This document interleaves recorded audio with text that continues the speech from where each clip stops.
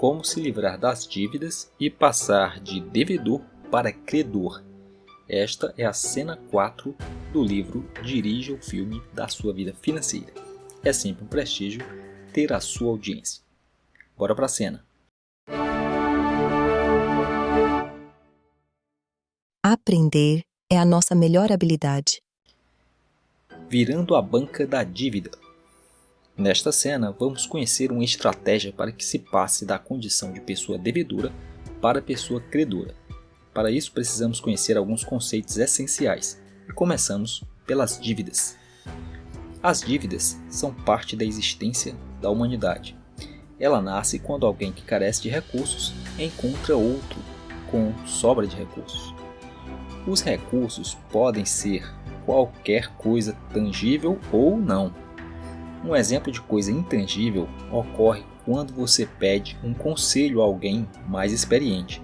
Não importa se você se sente ou não devedor, você gerou uma dívida a partir do recurso chamado experiência, por exemplo, da qual você tinha carência e o outro tinha sobra. As dívidas envolvendo coisas tangíveis são as mais facilmente compreendidas por nós como dívidas. Um exemplo simples é um livro que você não tinha e pegou emprestado com um amigo. Dessa forma, a diferença básica entre dívidas de coisas tangíveis e as de coisas intangíveis é que as primeiras são mais fáceis de mensurar em termos de dinheiro. No exemplo do livro, na maioria dos casos, podemos determinar o seu preço para eventualmente ressarcir o amigo que nos emprestou. No entanto, poderíamos também pagar-lhe pelo tempo que passamos com o seu livro. Como já se sabe, estamos lidando com um aluguel. Entender o conceito de aluguel é importante porque o dinheiro também pode ser alugado. Você aluga o dinheiro quando pede um empréstimo ao banco ou usa um cartão de crédito. Esse aluguel tem valor definido pelo mercado, chamado de juros. Portanto, os juros são o aluguel que alguém com carência do recurso dinheiro paga a alguém com sobra do recurso por um determinado tempo. Por isso, quando alguém compra um veículo com o dinheiro do banco, isto é, faz um financiamento, ele devolve o que tomou emprestado e paga os juros devidos. Independente da forma de quitação da dívida, o pagamento terá duas partes. Uma dessas partes é chamada de amortização da dívida. A outra parte são os juros. A amortização é a parte da dívida original que está sendo paga. Os juros são calculados sobre o chamado saldo devedor, período a período. O saldo devedor é justamente a parte da dívida original, chamada também de principal. Desde que os sistemas de amortização não são o foco dessa nossa conversa, vou falar apenas de um deles, talvez o mais utilizado para financiamentos de médio e de longo prazo, a tabela Price. A tabela Price foi criada pelo teólogo Richard Price, 1723 a 1791, e tem como principal característica o valor constante das parcelas ao longo dos períodos estabelecidos. O cálculo do valor da parcela é baseado na fórmula para juros compostos, mas não precisamos entrar em detalhes dessa fórmula. Para nós, é suficiente saber que o valor de cada parcela será o mesmo em qualquer período.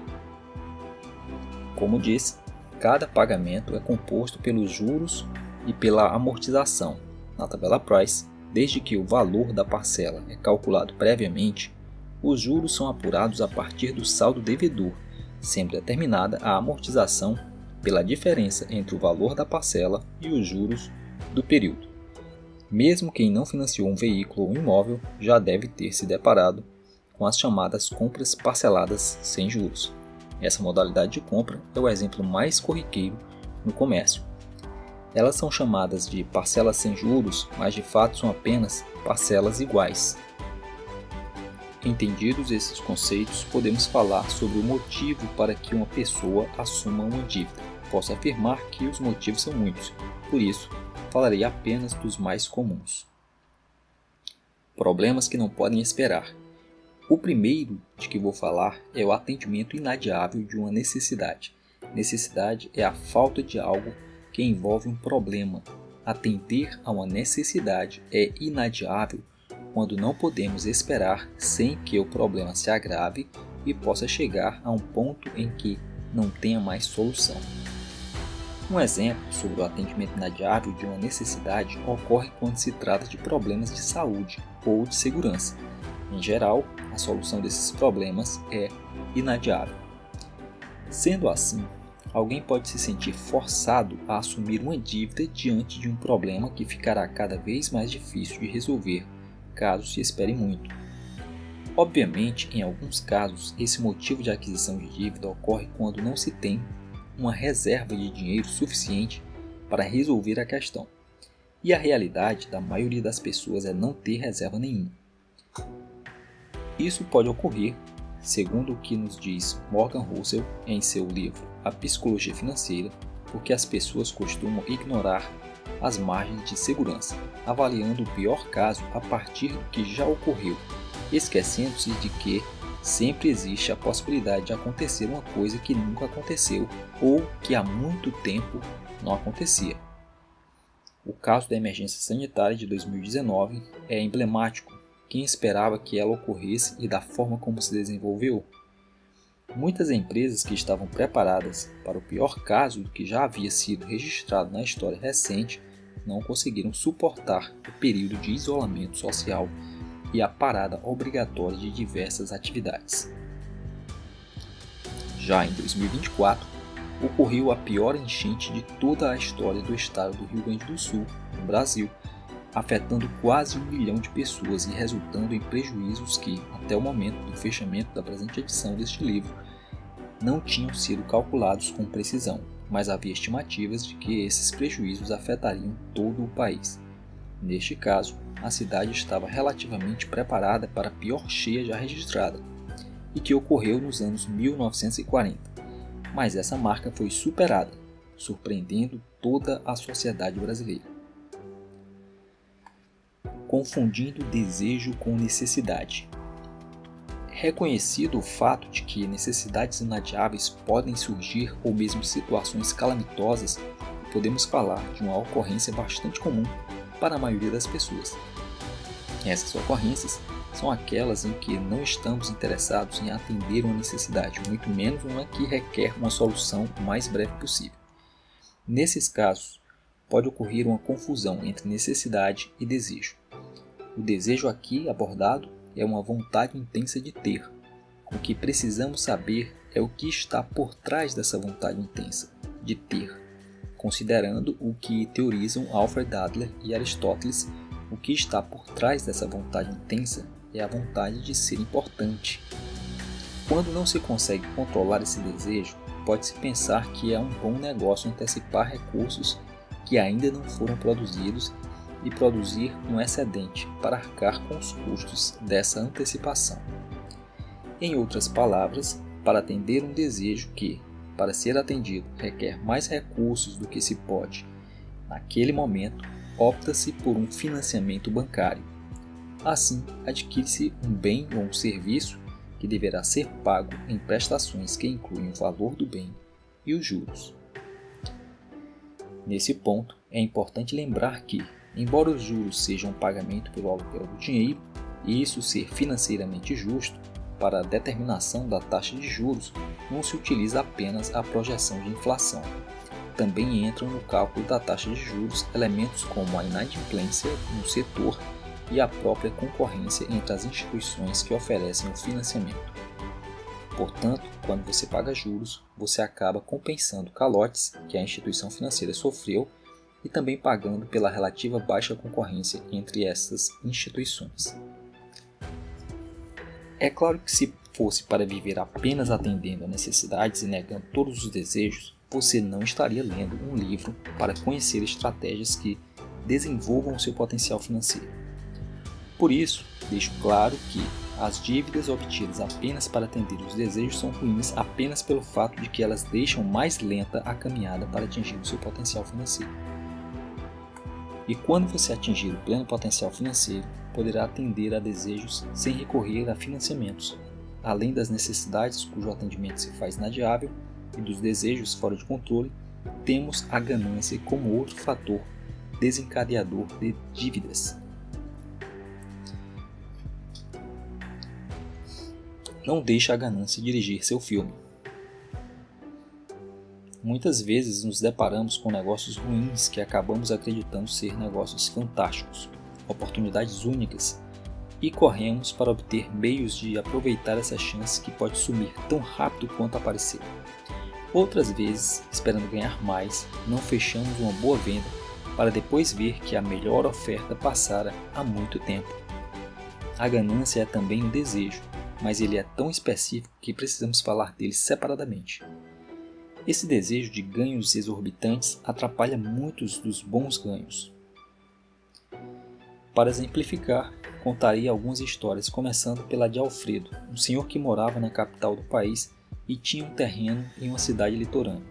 Quando ele adquiriu esse terreno, o preço era ridiculamente baixo, pois a região era pouco valorizada e sem perspectivas de melhorias a curto prazo.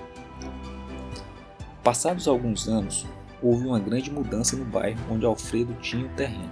Muitas pessoas, incluindo investidores, fizeram ofertas excelentes pelo terreno, o que renderia a Alfredo um lucro de mais de 100 vezes o valor investido por ele. Em vez de fechar negócio, embolsar o lucro e partir para um novo negócio, Alfredo foi tomado pela ganância, esperando que o terreno continuasse a apresentar uma valorização exponencial. Infelizmente, os preços se estabilizaram na região e, pior, a prefeitura notificou Alfredo sobre o terreno dever cumprir sua função social, que estava previsto em lei. Como Alfredo não tinha meios de obter uma função social a curto prazo, resolveu vender o imóvel. Só que desta vez, as propostas que recebeu foram dezenas de vezes inferiores ao que havia recebido poucos anos antes. Alfredo perdeu o chamado tempo certo da operação e, por isso, apesar de ainda obter lucro, não foi o melhor lucro que poderia ter obtido. Assim como Alfredo, Roberto se deixou levar pela ganância em relação a ações de uma companhia negociada na Bolsa de Valores. As análises indicavam que aquela companhia estava muito saudável e projetava um excelente valor futuro para o caixa da empresa. Roberto acreditou nas análises mesmo diante de todas as ressalvas que sempre as acompanham e decidiu colocar todo o seu patrimônio financeiro em ações dessa companhia. Como todo investidor, com o mínimo de conhecimento, Roberto teve a precaução de programar uma ordem de venda automática, caso os preços caíssem. Essas ordens, em geral, são limitadas, o que significa que ela deve ser executada no preço indicado ou em um preço melhor para o investidor. Infelizmente, há a possibilidade de uma ordem automática desse tipo, chamada Stop Loss, pare a perda, ser saltada, isto é, não ser executada porque o preço negociado em determinado dia foi iniciado abaixo do preço de disparo da ordem, que é o preço que o ativo deveria alcançar para que a ordem seja enviada. Neste caso, o investidor amarga um prejuízo maior do que o que ele aceitaria, uma vez que as ações estão em um patamar de preço abaixo do que ele programou como parada de perda. Foi justamente o que aconteceu com Roberto. A sua ordem de parada de perda foi saltada e ele perdeu cerca de 70% do seu patrimônio. Roberto não errou em tomar como base as análises dos especialistas que também foram enganados pelos relatórios daquela companhia, mas errou em expor todo o seu patrimônio a um único ativo com o intuito de triplicar o que passou anos para juntar. É fato que a ganância pode resultar em situações favoráveis, não podemos negar esse fato. Tanto Alfredo quanto Roberto poderiam ter obtido resultados fantásticos e todos os aplaudiriam pela sua grande coragem. Mas a ganância não pode dirigir o filme de uma vida financeira sem levar a história para enormes riscos, e os riscos, como veremos em cena adiante, devem ser mensurados e mantidos sob controle. Evitar que a ganância dirija o filme e controlar os riscos nos mantém por mais tempo no jogo, enquanto ser dirigido pela ganância pode fazer com que os riscos sérios sejam ignorados. Não quero que você confunda ganância com coragem. A coragem está ligada a um propósito. A ganância quer o ganho pelo ganho. Assim, você pode ler histórias de empreendedores que em determinado momento agiram para o tudo ou nada e conseguiram o que queriam. No entanto, todas essas histórias que consideramos de valor são histórias em que o protagonista se envolveu de corpo e alma, dedicando-se ao negócio com todas as suas forças. Quando olhamos para as histórias de ganância, em geral vemos pessoas querendo obter lucros exorbitantes, com nenhum comprometimento, exceto com o desejo de lucrar. É essa mesma ganância que ajuda a convencer uma pessoa a entregar 10, 20, 100 mil reais ou mais nas mãos de um estelionatário, que lhe oferece um negócio fantástico, seja um enorme pechincha ou um lucro indizível. Nesse sentido, tenho 2 exemplos que me deixaram surpreso pelas pessoas envolvidas. O primeiro deles foi o de Diego, que estava procurando um automóvel para comprar quando se deparou com um anúncio de um carro por um preço imperdível. Claro que ele ficou desconfiado, porque era bom demais para ser verdade. Parece bom demais para ser verdade, não é? O vendedor respondeu à sua mensagem com essa introdução. Isso gerou uma espécie de sintonia entre o pensamento de Diego e o do vendedor. Para acalmar a desconfiança de Diego, o vendedor pediu que ele não comentasse mais com ninguém, porque ele tinha pressa de fechar o negócio e não queria mais perder tempo, pois estava de mudança para outro estado e só queria se livrar daquele carro o mais rápido possível. Garantiu que não venderia por aquele preço se não fosse a situação de emergência que o estava chamando para outro estado. Marcaram o vendedor e Diego de se encontrarem no Departamento Estadual de Trânsito, onde daria início ao processo de transferência. O vendedor levou Diego até um carro no pátio do departamento, mas logo depois foram para a primeira fila da burocracia a ser seguida para a transferência. Foi lá que o vendedor pediu parte do pagamento para adiantar a taxa de emplacamento e outras taxas em outra fila, a fim de acelerar os procedimentos. Diego entregou o dinheiro e continuou na fila. Somente quando chegou a sua vez, percebeu que caíra em um golpe. Nunca mais viu aquele vendedor, nem recuperou seu dinheiro. Amanda também se envolveu em uma compra de um carro via internet. O carro não estava com um preço tão abaixo do mercado, mas era, sem dúvida, um excelente negócio na visão dela. A única dificuldade para Amanda era que o carro estava em outra cidade, não tão longe que não pudesse pegar no mesmo dia, mas longe o suficiente para ir apenas olhar. Depois de compartilhar todos os seus dados, como endereço, nome completo, número de documentos, local de trabalho, entre outros, Amanda concordou que compraria o carro. O vendedor então informou a Amanda que havia muitas pessoas interessadas no carro e que não queria aguardar que ela fosse ver o carro sem nenhuma garantia que fecharia o negócio mesmo. Assim, Amanda depositou na conta indicada pelo vendedor uma quantia de aproximadamente 5% do valor do veículo, que seria usado como multa caso ela desistisse do negócio. Logo depois da transferência, o vendedor lhe mandou uma mensagem avisando que tinha todos os seus dados e que, caso ela o denunciasse, ele saberia onde encontrá-la. Amanda nunca viu o carro e muito menos teve seu dinheiro de volta. Nos 2 últimos exemplos, você pode até achar que as pessoas foram ingênuas, pois é isso que a ganância faz com as pessoas.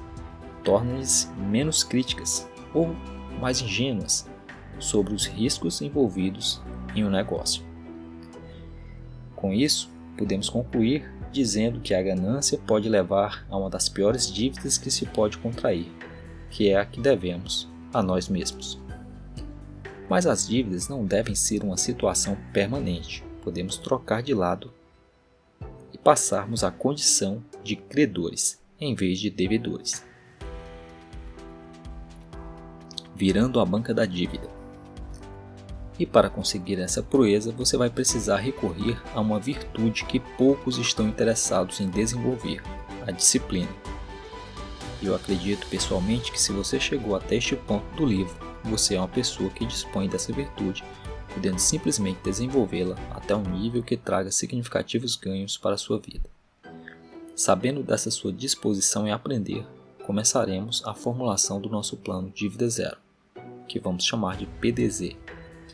Primeiramente, organize as suas dívidas em ordem decrescente de valor em uma tabela como a que vamos descrever. Primeira linha, descrição, número de parcelas, valor de cada parcela, total, que é o número de parcelas multiplicado pelo valor da parcela. Segunda linha, dívida 1, número de parcelas, valor da parcela da dívida, total 1. Linha 3, dívida 2, número de parcelas da dívida 2, valor da parcela da dívida 2, total 2. E assim por diante.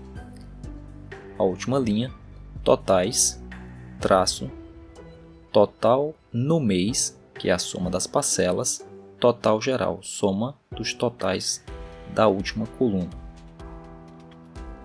Nessa tabela, você pode ter quantas linhas precisar, preenchendo as células, que é o encontro entre linhas e colunas, com os dados das suas dívidas. Isso dará a você um panorama da dívida.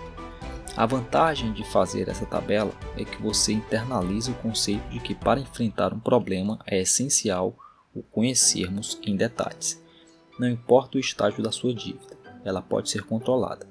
O primeiro passo já foi dado, que é tomar consciência das duas variáveis mais importantes do seu endividamento, tempo e dinheiro. O segundo passo é verificar se a sua renda atual é suficiente para cobrir as parcelas mês a mês sem abrir mão de nada essencial. Coisas supérfluas devem ser cortadas, sim, e isso não tem nada a ver com a mentalidade de escassez. Aqui estamos fazendo o que deve ser feito, simples assim. Além disso, essa simplificação do estilo de vida ou corte de despesa é temporário. Para que você sinta a necessária motivação de executar esses cortes, imagine-se com o total mensal sobrando no seu bolso e o quão confortável você se sente tendo mais dinheiro do que precisa. Faça uma lista de todas as despesas que podem ser diminuídas ou eliminadas. Na maioria dos casos, o controle de despesas já é suficiente para dar conta das parcelas que compõem a dívida. Faça também uma tabela para anotar todas as suas entradas de dinheiro e todas as saídas de dinheiro. Aqui também não devemos confundir com escassez. A fase do controle é uma fase que não deve ser saltada, em nenhuma hipótese, pois sem a fase do controle não se exercita a disciplina. Na fase seguinte a esta, você fará gerenciamento de recursos, incluindo dinheiro. Não se trata de um jogo de palavras, isto é, trocar a palavra controle por gestão. Mas você entenderá a diferença entre o controle financeiro e a gestão do dinheiro muito mais rápido do que você imagina. Tabela linha 1, primeira coluna, entradas, segunda coluna, despesas, terceira coluna, saldo. Na primeira coluna estão renda 1, renda 2, até a renda total, descendo as linhas. Na segunda coluna, despesa 1, despesa 2, despesa 3, até a despesa total, que é o somatório dessas linhas na coluna de despesas.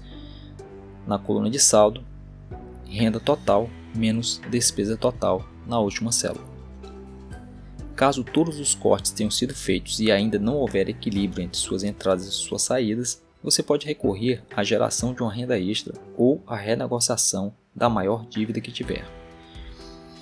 No primeiro caso, se houver esta possibilidade, tenha em mente que o esforço adicional só será necessário até que suas contas entrem em equilíbrio, ou seja, que o nível de sua dívida se torne compatível com a sua renda sem a atividade extra.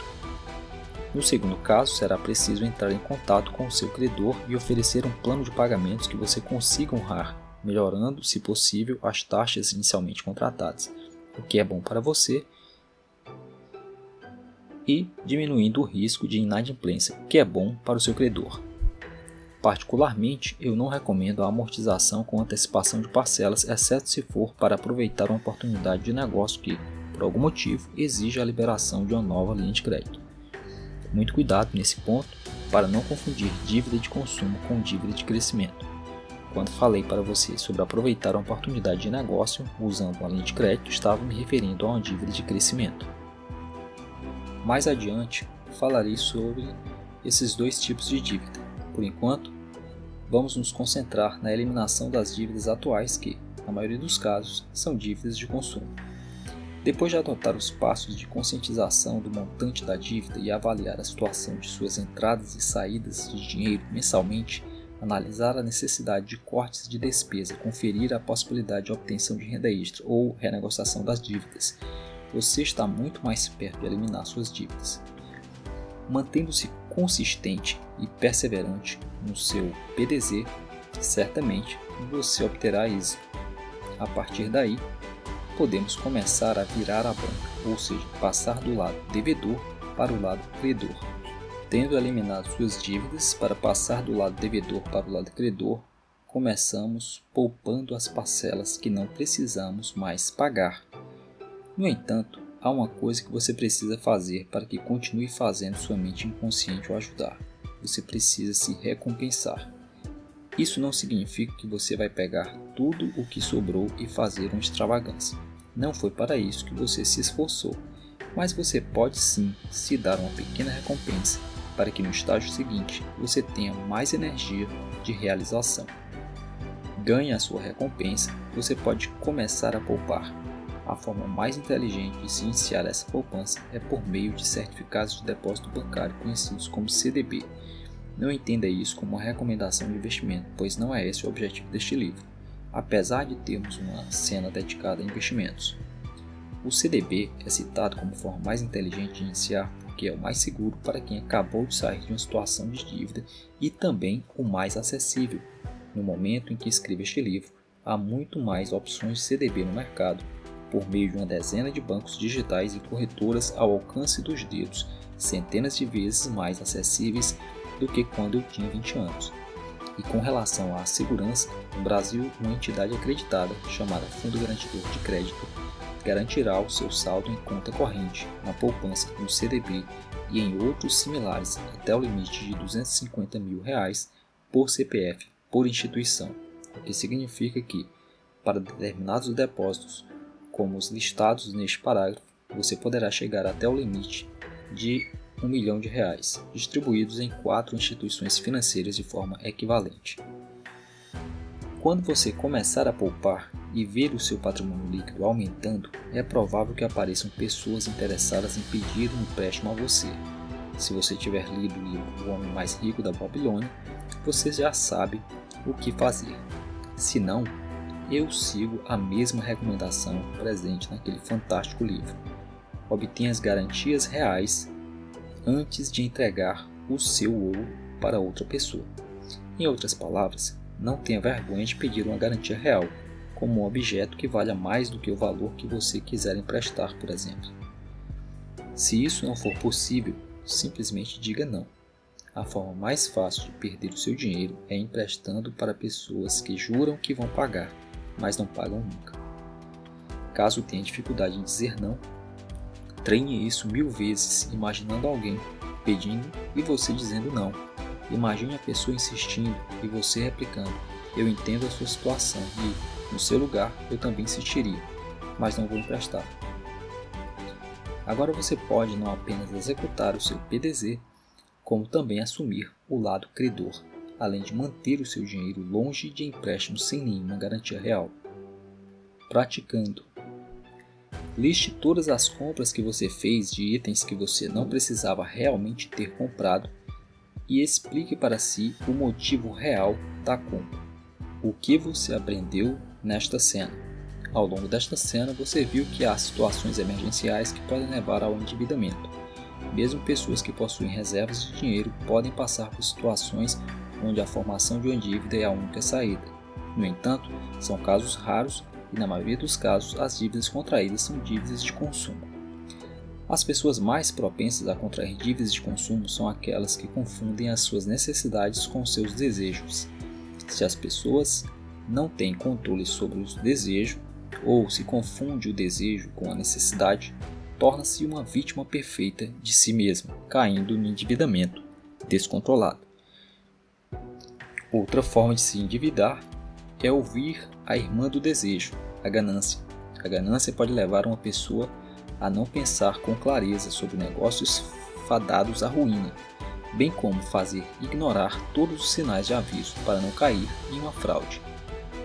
Por último, construímos um plano simples, porém efetivo, chamado Plano Dívida Zero, que pode ser implementado para sair do lado dos devedores e passar para o time dos credores.